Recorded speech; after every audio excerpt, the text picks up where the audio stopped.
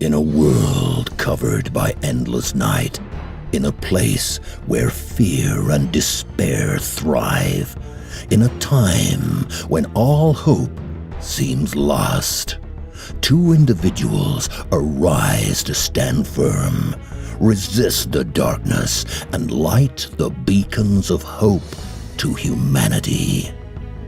To the free people of the future, the courage of these two will mark them as heroes.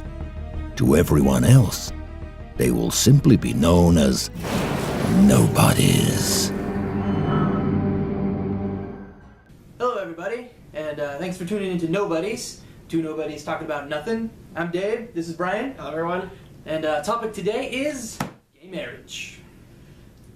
So I think that the topic of gay marriage kind of misses the point of why we need to have marriage laws in the first place. Now hear me out, because whenever I talk about this to people, they always freak out and say like, what this is preposterous. I've heard about people like want to make gay marriage legal. I heard people want to make polygamy legal, but you're saying you don't want any laws in marriage? That's exactly what I'm saying. Why can't we have a system where just contract based, you and how many other people you want, does not matter what their sex or gender is, you just sign a contract saying that you have all the functionalities of a marriage just as a business contract. Why not? Why do we have to have certain laws that say, okay, now gay people can get a marriage contract. Okay, now polygamists can go get a marriage contract, etc., etc. Why do we have to have laws in the first place? Why can't we just simplify it down to a just basic business-style contract? Well, I think the argument from the conservative side would be that, you know, obviously morality. We don't want to encourage gay marriage. But then again, I think that they're falling victim to their own premise, if that's the right phrase that I need to use. But you're saying that you don't want people to legislate morality, but you want them to legislate morality, you know what I mean? Yeah, exactly. I mean, the right stance on this, that we need to have preserve the sanctity of marriage or the family unit or whatever, whether or not homosexuality is immoral or not, it's a completely different topic. That's not what we're talking about here. We're just talking about legally and the government's role in this. Why is it the government's responsibility to tell us how to live our lives if we're not harming anyone else in the process? The government is not our parents. They're not our nannies here to smack us upside the head if we're doing something wrong. It is not their role to, you know, preserve the morality of homosexuality or not. That is not their responsibility. We're adults here, we're not children. The government is not our parents, so why is it their responsibility to do that anyway? Another thing, a lot of people, when I talk to them about kind of the same thing, another thing people bring up is taxes. Obviously because the government wants to encourage marriage, because marriage is good and it's healthy and it makes a strong country or whatever. But like you said, it's none of the government's business who I spend my time with. And I don't, now this might be going off topic a little bit, but with taxes, like, why do I pay more or less taxes? Why do my taxes change just because I'm with somebody that I love? Yeah, or seriously. I care about? I mean, that's ridiculous. I mean, and I get that a lot. Is people, well, you know, taxes, obviously, marriage, and it's like, why is that tax system in there to begin with? Why? Why do your taxes change? I mean, are you costing the country money by being with somebody that you care about? I mean, for real? So, I get that a lot. So I thought I'd bring it up. I think it's ridiculous. I think the tax system is ridiculous. Yeah, that's more of an issue of why the tax system is so convoluted. And I don't want to get too off topic here because that's an entirely beast separately. But as far as the tax situation of marriage is concerned, that's just more of an argument of why the IRS is so horrible and why the tax code is so horrible. That's besides the point. Because we're talking about marriage here, we don't want to get wrapped up in the money situation. I mean, if that is the, you know, primary motivator, then what is really the point? Isn't that sort of like missing the whole point of marriage to begin with? Yeah, and well, I mean, I kind of look at marriage as like starting a business. I mean, you're starting a family, you're going to buy a house. I mean, it's really a serious stuff, and it's just like starting a business. You know, and you get your partner, your business partner, and you set it up, and you write out your contract, and you determine who does what. I mean, that's kind of what a marriage is. And like you said, why does the government need to know? Why do they need to get involved and force us, you know, to get a license? I mean, like when I got married, it was just like going to the DMV. I mean, it was ridiculous, you know. You signed a paper. I have to pay the government money to be married to somebody that I care about, that I love. I mean, it's ridiculous. You know, like, it's like the DMV. You know, I pay for the privilege of driving my car, and I have to pay for the privilege of getting married. I mean, it's stupid. Does that even offend anyone, the fact that we actually have to jump through hoops to get something like this done? I know. It's just, it's terrible. So the thing about conservatives, you know, legislating morality, and, like, I don't agree with,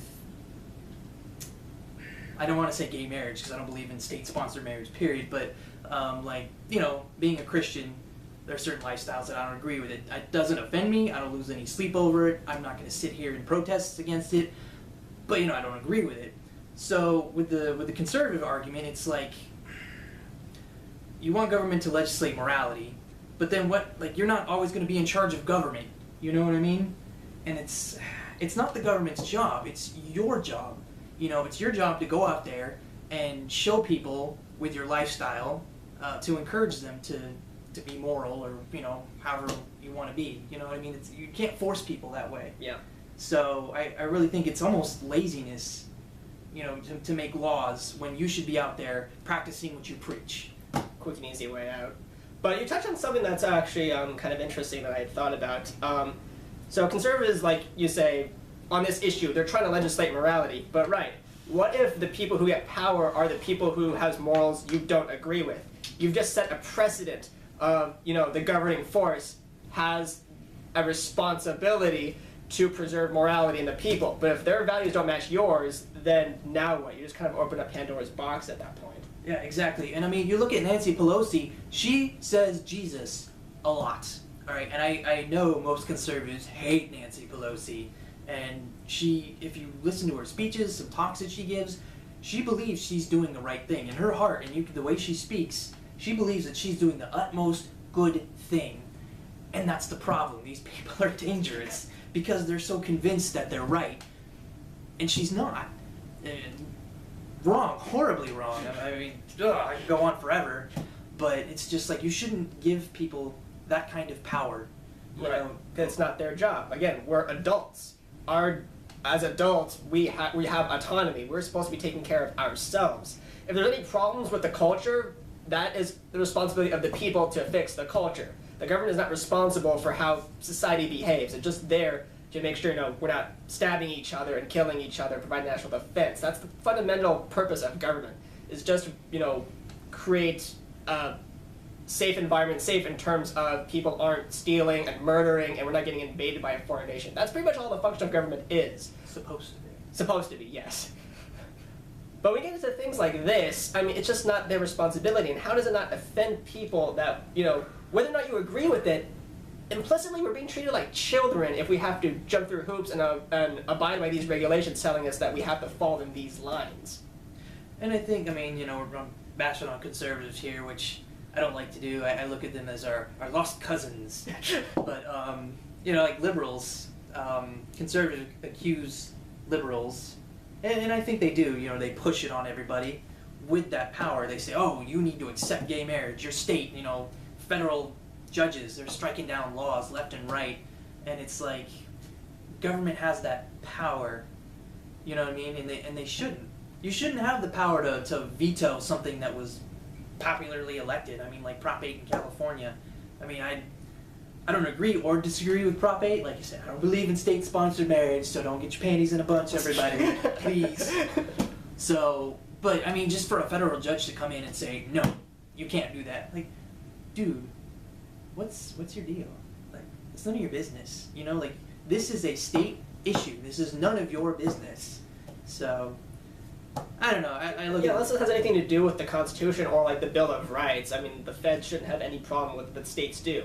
I mean, that's the whole point of why we have a state system, is the fact that each little state is its own little experiment for democracy, and if you don't like it, you go somewhere else. Mm-hmm. It's all competition theory of trying to make government better per state by having them do their own thing.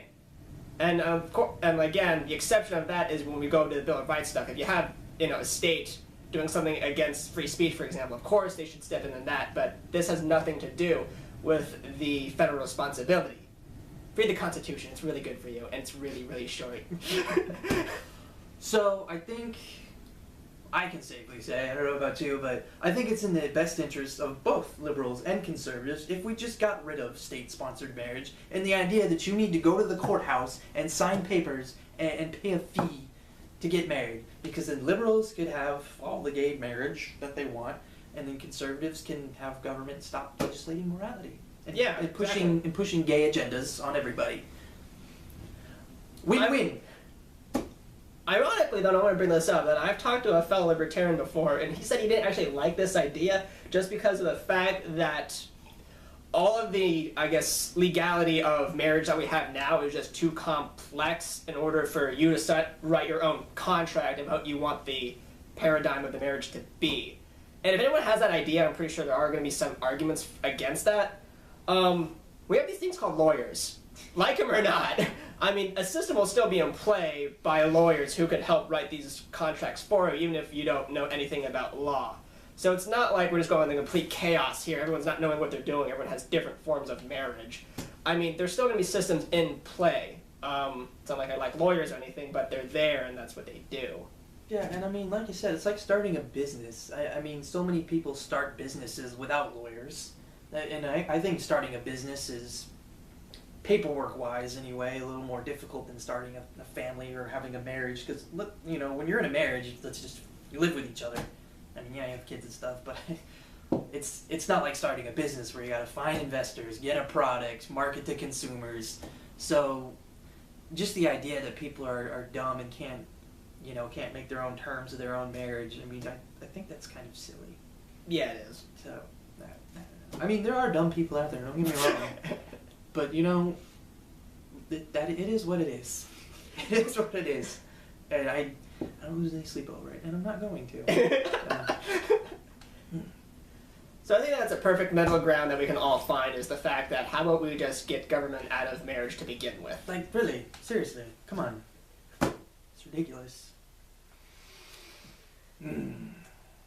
So that's all I got about that. That's all I got.